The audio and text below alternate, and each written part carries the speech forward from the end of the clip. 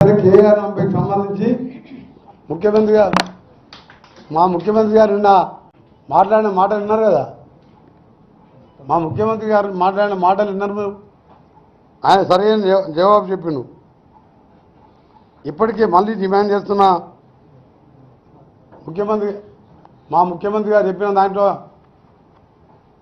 రేపు అసెంబ్లీలో చర్చిద్దాం, ఎన్ని గంటలైనా చర్చిద్దాం. మీ అగ్రిమెంట్ కరెక్టా అలా మీరు ఎందుకు ఒప్పుకోరు? ఆ మొత్తం కేఆర్ఎం కృష్ణా ప్రాజెక్టుని మీరు కేంద్రానికి ఎందుకు అప్పచెప్పారు? ఇదే ప్రూఫ్.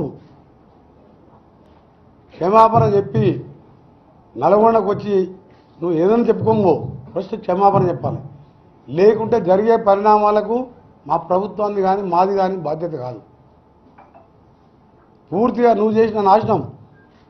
చివరిగా చెప్తున్నా, నీ బిడ్డ అరెస్ట్ కాకుండా ఉండటానికి నువ్వు ప్రాజెక్టుల పేరు మీద చేసిన దోపిడీ మీద 7 కేసులు పెట్టి ఇలా జార్ఖండ్ సీఎం కేజ్రీవాల్ సీఎం రేపో మాపారం చేస్తుంటారు.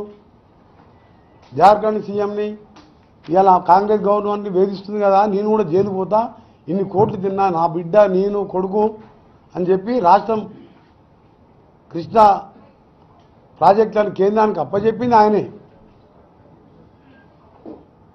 అదే సాక్ష్యం కదా. బీజేపీ ఎంపీలు చెప్పింది కదా, రేపు 60 ఫోన్లు దొరికినాయి, రేపం పాప కవిత అరెస్ట్ అవుతుందని రోజు బీజేపీ ఎంపీ స్టేట్మెంట్ ఇచ్చారు. ఎందుకు అరెస్ట్ కాలే? ఇదిగో ఇటువంటి అన్ని రాష్ట్రానికి అన్యాయం చేసేస్తున్నాను. పోయినసారి పార్లమెంట్ మెంబర్గా చూశాను నేను. ఏ రైతు బిల్లు తెచ్చినా, జిఎస్టీ తెచ్చినా, ఏది తెచ్చినా దానికి సపోర్ట్ చేసేది Congress party, DMK party, TMC వాళ్ళం మేము బైకాట్ చేసేవాళ్ళం. అందుకనే ముఖ్యమంత్రి గారికి మా ముఖ్యమంత్రి గారికి సవాల్ విసిరింది ఆయన ఒకటే, అసెంబ్లీలో చర్చిద్దామని. ఆ చర్చకు సిద్ధంగానే మీ అసలు రంగు బయటపెట్టి, అందుకనే ఈ 3 జిల్లాలలో అడ్రస్ లేకుండా పోయిండ్రు. మీకు ఇక తెలంగాణలో భవిష్యత్తు లేదు. మీ బీఆర్ఎస్ పార్టీ మార్చుకుందిగా టీఆర్ఎస్కి వెళ్ళి. అసలు మీ బీఆర్ఎస్ పార్టీ లేదు, టీఆర్ఎస్ లేదు.